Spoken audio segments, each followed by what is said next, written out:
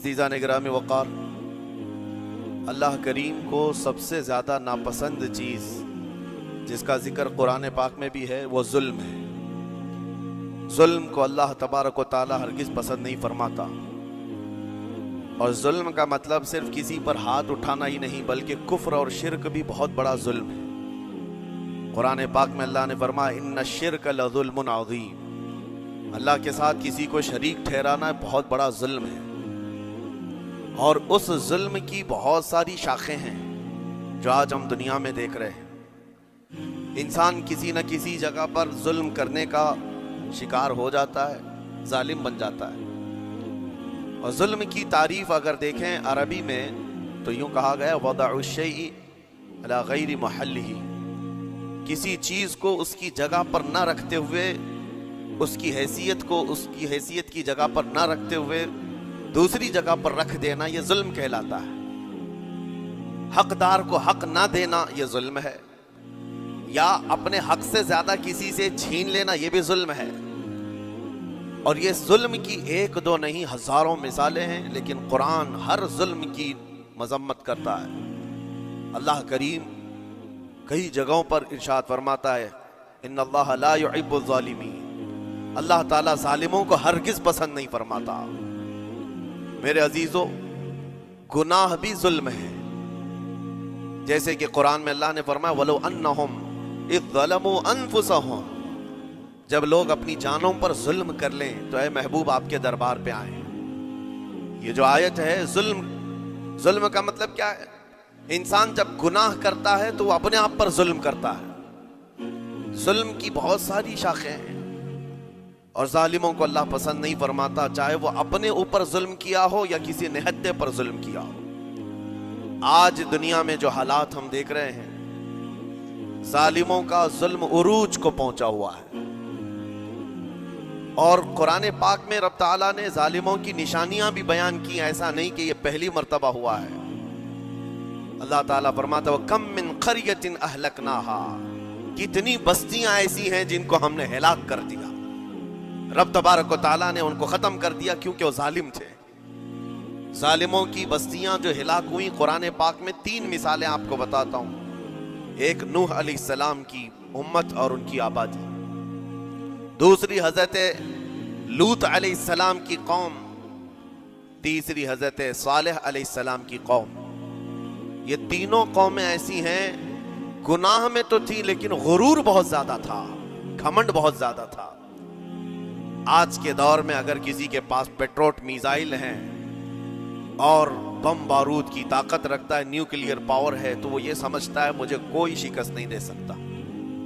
یہ ہر دور میں ظالموں کا خواب رہا ہے، ہر دور میں ظالم اسی طرح کی فکر رکھتے ہیں۔ نوح علیہ السلام کی قوم بہت مضبوط قوم سمجھی جاتی تھی۔ اللہ تعالیٰ نے اپنے نبی کو جب حکم فرمایا کہ آپ ایک کشتی بنائیں بہت بڑی، تو وہ آپ کا مذاق اڑاتے تھے۔ یہاں دور دراز کہیں نہ ندی ہے، نہ نالا ہے، نہ سمندر ہے، کشتی کس میں چلاؤ گے؟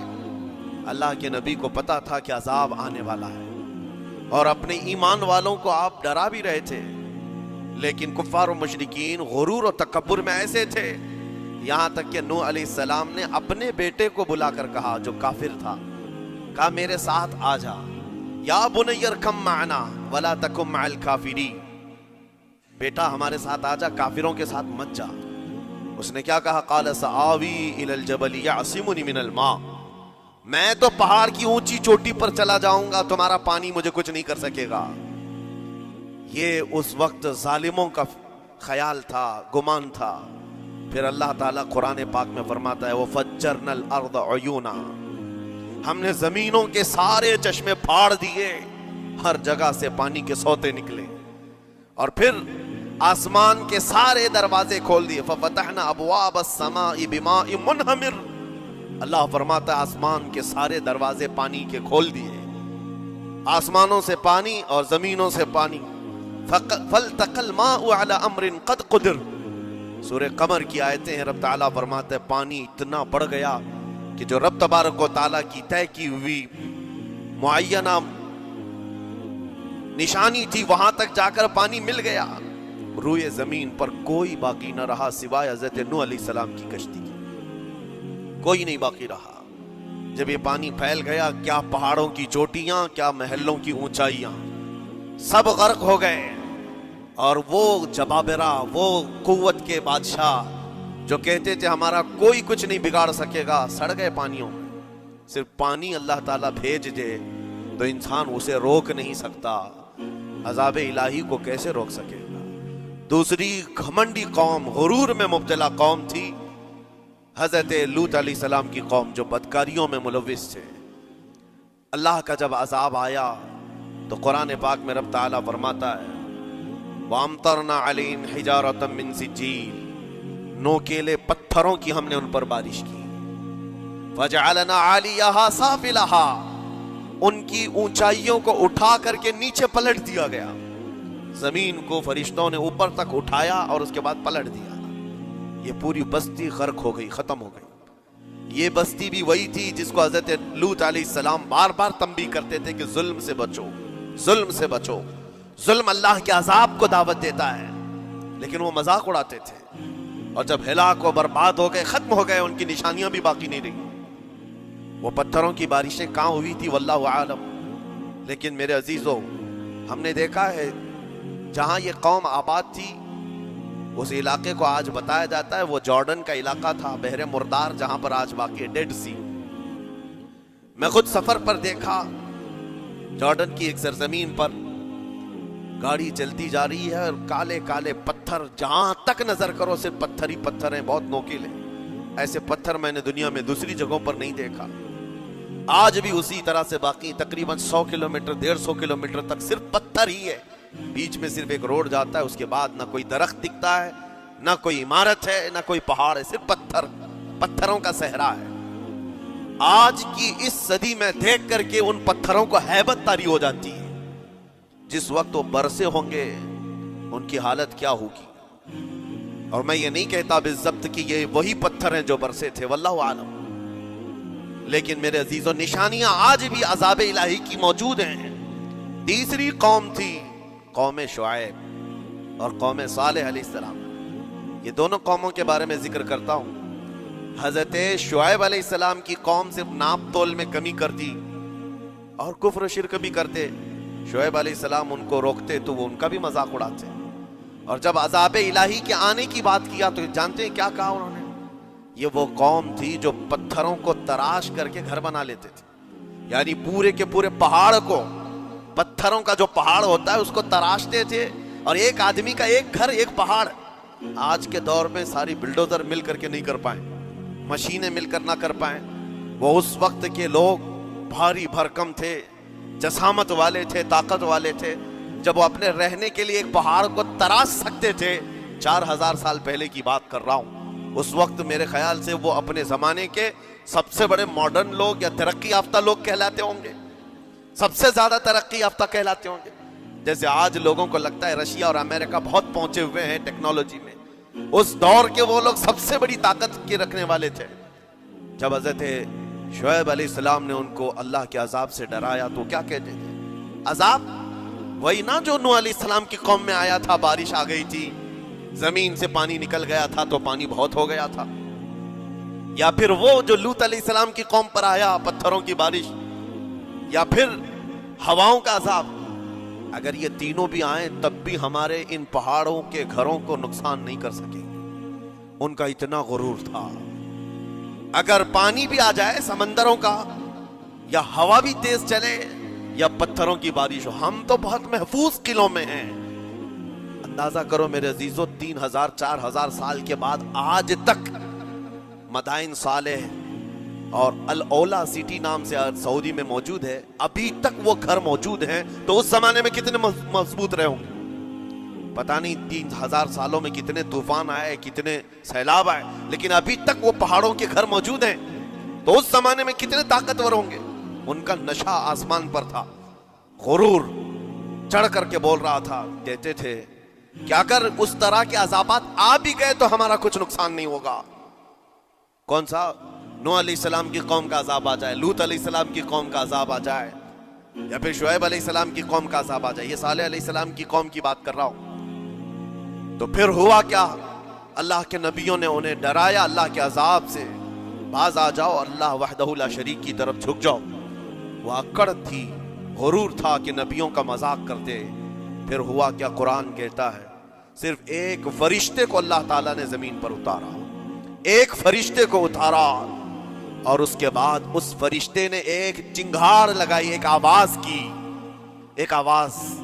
सिर्फ फरिश्ते की एक आवाज ऐसी थी कि जितने अपने मजबूत किलों में, घरों में मौजूद थे, इस आवाज की हैबत से उनका भेजा कानों से बाहर निकल आया था। और सुबह के वक्त जब उस बस्ती में जा करके देखें तो सब के सब औंधे मुंह गिरे हुए थे, एक भी उसमें से बचा हुआ नहीं था। ना नूह अलैहिस्सलाम का तूफान आया, ना लूत अलैहिस्सलाम की कौम पर बरसने वाले पत्थरों का अजाब आया, ना ही हवाएं चलाई गईं। एक फरिश्ते को भेजकर रब ताला ने अपनी कुदरत का मुजाहिरा फरमाया। अल्लाह के करोड़ों अरबों लातादाद फरिश्ते हैं, एक फरिश्ते की ताकत ऐसी है कि अगर वो अपनी आवाज निकाले तो तुम्हारे कानों से भेजा बाहर निकल आए। अल्लाह वहदहु ला शरीक, वो हय्यो कय्यूम कल भी था और आज भी है। वो रब्बे जुल जलाल हय्यो कय्यूम है, ताकतवर है और हमेशा रहेगा। और रब तबारक व तआला ने कुरान पाक में फरमाया, आप ये आयत तकरीबन 3 जगह कुरान में आई, वइज़ नज्जैनाकुम मिन आलि फिरऔन यसुमूनकुम सूअल अज़ाब युज़ब्बिऊन अबनाअकुम व यस्तहयून निसाअकुम व फी ज़ालिकुम बलाउम मिन रब्बिकुम अज़ीम। रब ताला फरमाता, याद करो फिरौनियों के अजाब से अल्लाह ने तुमको नजात दी। ये बनी इसराइल को कहा जा रहा है, ये फिरौनियों के अजाब से, कि फिरौन और उसके लश्करी इस कदर सख्त सजाएं देते थे मूसा अलैहिस्सलाम की कौम पर, ईमान वालों पर, बनी इसराइल पर। अल्लाह फरमाता उनसे नजात दिया रब ताला ने, लेकिन वो करते क्या थे, बनी इसराइल में एक भी बच्चा पैदा हो जाए उसे ज़बह कर देते थे। फिरौन के लश्करियों ने एक साल में 12,000 बच्चों को कत्ल किया है, 12,000 बच्चों को ज़बह कर दिया है। आज के इजराइली अगर ये बच्चों पर जुल्म करते हैं तो ये ताज्जुब की बात नहीं है। फिरौन की सरिश्त में दाखिल था और ये फिरौनी है, वक्त के जबाबिरा हैं, वक्त के जालिम हैं। 12,000 बच्चों को कत्ल कर दिया था फिरौन और उसके लश्करियों ने, और औरतों को जिंदा छोड़ देते थे। कुरान में अल्लाह ताला ने फरमाया 3 जगह आई आयत, लेकिन उसके साथ रब ताला ये भी फरमाता है, ये सख्त तरीन सजाएं देते थे फिरौनी, अल्लाह ने उनसे तुमको नजात दिया। लेकिन ये सजाएं क्यों देते थे, ये अजाब क्यों था, वो फी ज़ालिकुम बलाउम मिन रब्बिकुम अज़ीम। ये है फरमान अल्लाह का। यहां मैं ये टुकड़ा अगर बयान कर दूं तो आज आपके दिलों के अंदर एक यकीन पैदा हो जाएगा। आज के हालात के मुताबिक फिरौनियों का इस कदर सख्त अजाब क्यों था। रब ताला फरमाता है, ए मोमिनो, इन तमाम मामलात में अल्लाह की तरफ से तुम्हारे लिए एक बड़ा इम्तिहान था। ये इम्तिहान था और वो इम्तिहान आज भी है और हर जमाने में रहेगा। सतीजा कार रहा है अजल से ता इमरोज, शरारे बू लहबी से चरागे मुस्तफवी। हर जमाने में हक और बातिल के मारे के होते रहेंगे। लिहाजा आज के दौर में ये सब हालात जो पैदा हुए, मुसलमानों को, मोमिनीन को जरा बराबर भी नर्वस होने की जरूरत नहीं। तुम जिस दीन से वाबस्ता हो, इस दीन की हिफाजत का जिम्मा अल्लाह ने अपने जिम्मे लिया है। युरीदून लियुत्फिऊ नूर अल्लाहि बिअफ़वाहिहिम। कुरान में अल्लाह फरमाता है, कुफ्फार और मुशरिकीन अपने मुंह के फूंकों से अल्लाह के इस चिराग को बुझाना चाहते हैं, अल्लाह अपने इस चिराग को मुकम्मल करके रहेगा। ये इस्लाम नूर इलाही है, अल्लाह का नूर है और इसको सुबह क़यामत तक रहना है। और हम जैसे और भी आएंगे इस जमीन पर और आएंगे जाते रहेंगे। ये आबादियां हैं, बदलती रहेंगी, खुदाई कानून है, लेकिन इस्लाम न कल बदला था, न आज, न क़यामत तक बदलेगा।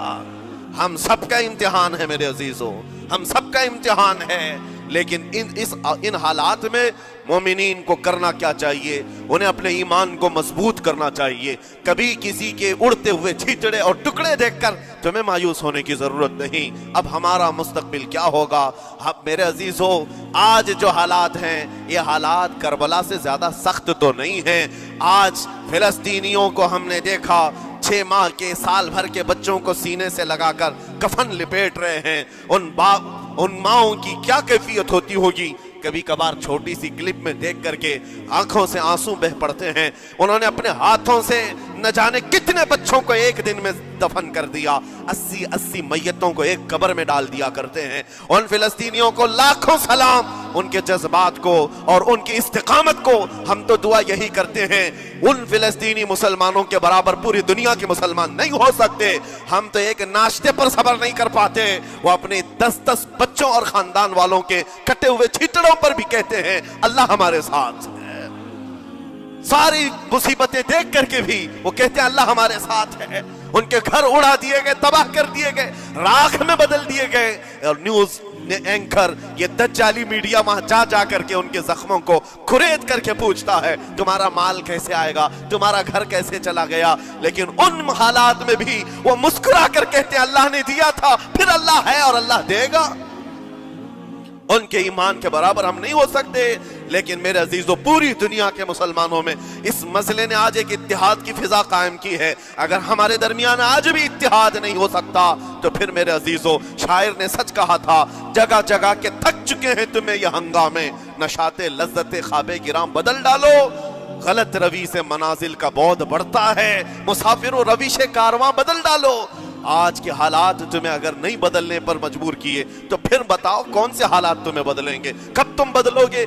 लेकिन इन हालात पर आज बाज लोगों ने यह कहना शुरू किया। मैंने चंद दिनों पहले एक आयत पढ़ी थी, एक बयान में कहा था अल्लाह कुरान में फरमाता है हुवल्लज़ी अरसला रसूलहु बिल हुदा व दीनिल हक़ लियुज़हिरहु अला दीनि कुल्ली। वो अल्लाह है जिसने हक दीन के साथ अपने रसूल को भेजा है और हिदायत के साथ अपने रसूल को भेजा है। क्यों भेजा है?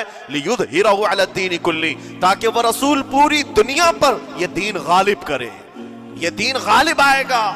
तो बास मुझसे कहने लगे मौलाना स्टेज पर बैठकर चिल्लाते हो, कई कुर्सियों पर बैठकर कहते हो कि तुम्हारा दीन गालिब आएगा। तुम्हारा दीन तो आज टुकड़े टुकड़े किया जा रहा है, कोई कुछ नहीं कर पाता। उन जालिमों को मैं ये कहता हूँ, उनको ये मैं कहता हूँ, इन तमाम हालात से तुम हरगिज ये मत समझना कि दीन गालिब आएगा। चांद पर भी कहन लगता है, लेकिन जब कहन छटता है तो चांद पूरे आबो ताब के साथ चमकता है। आज अगर उम्मत मुस्तफ़ा पर कहन लगा है तो मैं अपने इन तमाम नौजवानों से जो अभी उन फवाने शबाब में दाखिल हुए हैं, अभी ये दुनिया को देखने के काबिल बने हैं, मैं उनसे कहता हूँ इन आंधियों से, इन तूफानों से घबरा करके न तुम्हें दीन बदलने की जरूरत है, न तुम्हें अपना मसलक और मजहब बदलने की जरूरत है। बल्कि मैं ये कहता हूँ न घबराओ मुसलमानों, अभी खुदा की शान बाकी है, अभी इस्लाम जिंदा है, कुरान बाकी है। ये जालिम काफिर क्या समझते हैं जो रोज हमसे उलझते हैं? अभी करबला का आखिरी मैदान बाकी है, अभी तो करबला का आखिरी मैदान बाकी है। अजीज़ान गिराम वक़ार, मेरे नबी करीम सल्लल्लाहु तआला अलैहि वसल्लम ने जो फरमाया वो होकर रहेगा, वो होकर रहेगा। मेरे आका सल्लल्लाहु तआला अलैहि वसल्लम का फरमान आलीशान मैं सुनाता हूँ। हुजूर फरमाते हैं ला तज़ालु इसाबतु मिन उम्मती युक़ातिलूना अला अबवाबि दिमश्क व मा हौलहा व अला अबवाबि बैतिल मुक़द्दस ला यदुर्रुहुम ख़ुज़लानु मन ख़ज़लहुम ज़ाहिरीन अलल हक़्क़ इला अन तक़ूम अस्साअह औ कमा क़ाल रसूलुल्लाह सल्लल्लाहु अलैहि वसल्लम। मेरे आका फरमाते हैं क़यामत तक मेरी उम्मत में से एक जमात ऐसी होगी जो बैतुल मुक़द्दस के इर्द गिर्द हक के लिए लड़ रही होगी। हुजूर ने फरमाया क़यामत तक लड़ती रहेगी, लेकिन साथ में उनके लिए मेरे आका ने फरमाया पूरी दुनिया के बुरा चाहने से उनका कुछ नहीं बिगड़ेगा। इसका मतलब क्या है? अगर आप हमसे पूछते हैं कुछ नहीं बिगड़ेगा, हुजूर ने फरमाया कुछ नहीं बिगड़ेगा, लेकिन हम तो देख रहे हैं उनके घर तबाह हो गए, बच्चे मर गए, छोटे बच्चों के सरों से बाप का साया निकल गया, किसी के सामने उसकी मां की तड़पती हुई लाश है, और हदीस में कहा जा रहा है उनका कुछ नहीं बिगड़ेगा। सब तो बिगड़ गया, माल भी गया, दुकान भी गई, तिजारत भी गया, घर भी गए, औलाद भी, रिश्तेदार भी, और हदीस में कहा जा रहा है कुछ नहीं बिगड़ेगा। मेरे अजीजों याद रखो, मेरे आका का फरमान हक है, कुछ नहीं बिगड़ेगा का मतलब क्या है? ये तमाम असबाब जाने का मतलब ये नहीं कि बिगड़ गया, बिगड़ा तो उसका है जिसका ईमान बिगड़ गया। ईमान जिसका गया उसका सब बिगड़ गया। और हमने उन बच्चों को देखा है आज, अरे रात को सोते हैं तो उन्हें पता नहीं होता सुबह होगी भी कि नहीं होगी, लेकिन उसके बावजूद एक दिल दहला देने वाली बात मैं बताता हूं। मिस्र की सरजमीन से लोग पानी के बोतलें और डब्बे उठा उठा करके बॉर्डर पर जा रहे हैं। लेकिन फिलिस्तीन गज़ा के वो मुसलमान कहते हैं अपना पानी तुम रखो, अल्लाह करीम हमारे लिए कहीं से अपनी ही जमीन से पानी अता करे। उनको लोग कह रहे हैं क्या आप नहीं देख रहे वक्त का बड़ा फिरौन रोज अल्टीमेटम देता है 24 घंटे में इलाका खाली करो, निकल जाओ, घर खाली करो। कैसा ईमान है तुम्हारा क्या आने वाली बड़ी बड़ी मिसाइलों का अपने सीने से मुकाबला करते और कहते हैं कल से हम यही थे, आज भी यही हैं और यही रहेंगे और इसी मिट्टी में दफन हो जाएंगे।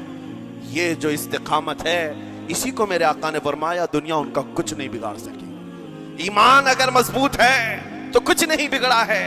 अरे 6 साल की बच्ची, 6 साल की बच्चियां, ट्रेंड चला हुआ है उनके मोहल्लों में, ट्रेंड चला हुआ है, अपने अपने हाथों में मेहंदी से अपना नाम लिख रही हैं, हंसी खुशी। पूछा उनसे कि नाम लिखने का ट्रेंड क्यों चला है अभी जंग के हालात में मेहंदी से? कहती है कल को अगर हम उड़ गए, चेहरा नहीं मिला, जिस्म नहीं मिला, हाथ अगर बचा हुआ हो तो नाम देखकर हमारे माँ बाप पहचान तो सके। शहादत का ये जज्बा, शहादत का ये जज्बा 6 साल के बच्चों में अगर आया है, यकीनन उनके सीनों में ईमान मौजूद है, ईमान मौजूद है। मेरे अजीजों जरा अपने हालात पर जरा तवज्जो करो। मौला करीम ने हमें किस चीज की कमी दी, कौन सी चीज कम आई हमारे घर में? हम तो मुरक्कन ग़िज़ाएं रोज खाते हैं। आज हमारे पास सारी नेमतें अल्लाह ने दी हैं, हम अय्याशियों के अड्डों पर पूरी रात गुजारते हैं। हमारे शहर आज जिस गली से गुजर जाए, सुबह की अजान तक यहाँ गप्पे लगाते हुए खड़े रहे। ऐ मेरे अजीजों, हालात तो हमारे ऐसे हैं कि खा खा करके चर्बियां चढ़ गई। हमें उनका क्या एहसास हो पाएगा, उनका क्या एहसास हो पाएगा जिनके यहाँ पानी से ज्यादा खून देखा जाता है, जिनके यहाँ जिंदों को पकड़ने के लिए नहीं, अब मुर्दों को पकड़ने के लिए लोग भी नहीं। अजीजा ने गिरा में वकार, जनाजा उठाने के लिए लोग पूरा दिन इंतजार करते हैं, कोई नहीं है। पुरसाने हाल इन सब हालात के बावजूद मैंने एक बच्चे को भी वहां से ये कहते हुए नहीं सुना कि हम पर बहुत बड़ा जुल्म हो रहा है, हमको यहां से निकाल लो, मदद करो, कोई आओ। नहीं, वो सब सिर्फ इतना ही कहते जो कुछ हो रहा है हम अल्लाह के पास जाकर कहेंगे, ये सारे मामलात हम अल्लाह की बारगाह में शिकायत करेंगे। यह है ईमान, यह है इस्तिकामत। और मेरे आका सल्लल्लाहु तआला अलैहि वसल्लम के फरमान आलीशान के मुताबिक उनके लिए इतनी ही बड़ी दौलत काफी है। आखिर में मैं इतना कहूंगा, इजराइल के कुत्ते और सालिम मिलकर ईंट से ईंट बजा दें, उनके टुकड़े टुकड़े करके राख कर दें, तब भी हम कहेंगे फतह तो बैतुल मुक़द्दस की ही है, फतह तो उन मजलूमों की है जिनके पास खोने के लिए कुछ नहीं था, फिर भी वो डटे रह गए। तुम्हारे पास तो पेट्रोल मिसाइल, बड़े बड़े तुम्हारे पास तोप, बहुत सारी चीजें होकर बच्चों पर, हॉस्पिटल पर, न जाने कितनी जगहों पर तुमने बमबारियां की हैं। मुझे हैरत होती है पूरी दुनिया आज भी खामोश तमाशाई है। ये जुल्म नहीं है तो और क्या है? और जब जुल्म अपने उरूज को पहुंचता है, अल्लाह की पकड़ आती है, अल्लाह का अजाब आता है। और जब अल्लाह का अजाब आता है तो जितने खामोश तमाशाई थे सब उस अजाब में गिरफ्तार होंगे। इसलिए मेरे अजीजों, आप हमसे अगर ये पूछते हैं हमें यहां बैठकर करना क्या चाहिए, हम कैसे करें, तुम्हारा दिल अगर रो पड़ा उनके दर्दों से, ये भी लिखा जाएगा, ये भी लिखा जाएगा। ये बंदा जा तो नहीं सकता था, लेकिन अपने भाई के दर्द में ऐसा बेकरार था कि इसका खाना छूट गया था, ऐसा बेकरार था कि इसकी नींदें खत्म हो गई थी। ये भी लिखा जाएगा अल्लाह की बारगाह में। लेकिन यहां बैठ करके हम अय्याशियों पर अय्याशियां करें, अपने गुनाहों से कभी बाज ना आए, तो फिर मेरे अजीजों उन निहत्ते मजलूमों के हम बहुत खतरनाक किस्म के दुश्मन कहलाएंगे। जहां उनको पानी का एक कतरा नहीं, जहां उनके लिए लुकमा नहीं, वो किसी का बचा हुआ कचरा खाने पर मजबूर है, उस वक्त हमारी बर्तनें खानों से भरी हुई हैं, हमारी दावतों में हमारे बचे हुए खाने गटर और नालियों में बह रहे हो। इन हालात में मेरे अजीजों पकड़ होगी, हमारी भी पकड़ होगी। बदलो अपने हालात, उठो वो करना हश्र न होगा फिर कभी, दौड़ो के जमाना चाल अपनी चल गया। मैं आप सबसे यही कहना चाहूंगा, ये जो हालात पैदा हुए हैं पूरी दुनिया में, ये मेरे आका के फरमान के मुताबिक अंदेशा ये लग रहा है अनकरीब इमाम मेहदी का ज़हूर होने वाला है, इमाम मेहदी का ज़हूर होगा और हालात बदल जाएंगे। लेकिन हमको किसी के आने का इंतजार करते हुए हालात का इंतजार नहीं करना है। अभी बदलो, आज बदलो, اللہ کی طرف دوڑو اور اس سے گڑ گڑا کر کہو کہ مولا کریم ہماری شامت اعمال، ہماری برائیوں کے سبب اگر یہ تیری پکڑ ہے، ہم توبہ کرتے ہیں تیرے دربار میں۔ جانتے ہو میرے آقا نے فرمایا اللہ کے غضب کو اگر کوئی چیز ٹھنڈی کرتی ہے تو ایک مومن صالح کی رقت انگیز دعائیں اور اس کے نکلنے والے آنسو اللہ کے غضب کو ٹھنڈا کرتے ہیں، اللہ کے غضب کو ٹھنڈا کرتے ہیں۔ تم گڑ گڑاؤ اس مولا کی بارگاہ میں، یہ نہیں کہ اجتماعی طور پر کسی کے سامنے آپ رو دھو کر چلے گئے یا پھر آپ لوگوں کو دکھانے کے لیے کوئی سٹیٹمنٹ جاری کر دی، نہیں، تنہائی میں بیٹھے ہو، اکیلے میں بیٹھے ہو۔